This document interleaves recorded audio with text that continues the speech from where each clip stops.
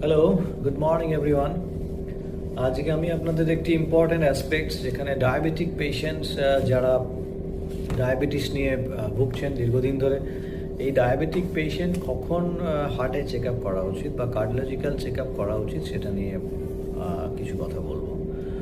একটা সময় বলা হতো যে ডায়াবেটিস মানে করোনারি ইকুইভ্যালেন্ট। করোনারি কি না, করোনারি হার্ট ডিজিজ, যেটা আমরা হার্টের যে শিরা যেগুলোকে আমরা করোনারি আর্টারি বলি, তো সেখানে ডিজিজ হলে করোনারি আর্টারি ডিজিজ বলা হয়।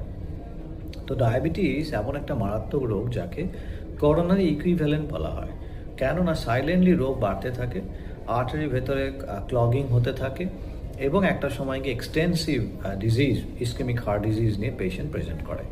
সুতরাং ডায়াবেটিস মানেই তার একটা হার্ট ডিজিজ থাকবে, এরকম একটা ধারণা দীর্ঘদিন ধরেই আছে এবং সেটা বিভিন্নভাবে বিভিন্ন পরীক্ষা নিরীক্ষার মাধ্যমে, বিভিন্ন ট্রায়ালের মাধ্যমে প্রমাণিত।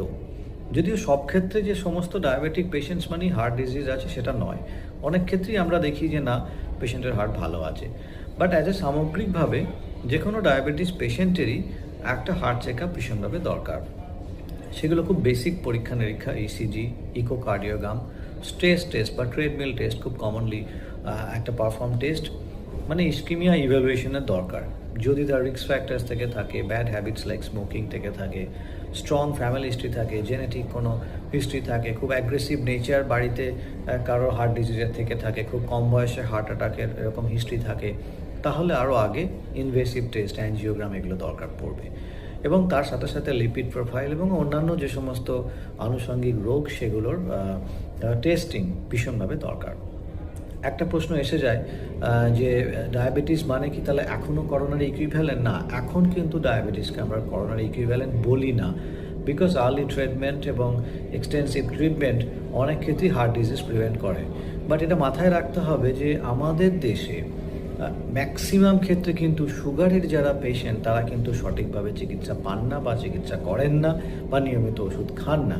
সুতরাং রিস্ক ফ্যাক্টরস কোথাও না কোথাও একটা সাংঘাতিকভাবে রয়ে যায় এবং আমাদের ডেইলি ডে টু ডে প্র্যাকটিসে আমরা কিন্তু হার্ট ডিজিজের সঙ্গে ডায়াবেটিসের একটা সাংঘাতিকভাবে সম্পর্ক মোটামুটিভাবে পেয়েই থাকে। সুতরাং সমস্ত ডায়াবেটিক পেশেন্টসকে আমি বলবো অন্তত একবার হার্টের চেক আপটা করা উচিত এবং তারপরে যদি কারো রিপোর্টস ভালো থাকে then you are very aware, তখন সেটা বোঝা গেল যে ঠিক আছে আমি খুব রেগুলার ইন্টারভ্যালে না হয় বছরে একবার অন্তত যেগুলো নর্মাল চেক আপ সেগুলো করবো। আর যাদের ক্ষেত্রে রোগ ধরা পড়ছে তারা আগে থেকেই সাবধানতা অবলম্বন করতে পারবেন যাতে ভবিষ্যতে দুর্ঘটনা এড়ানো যায়। ধন্যবাদ।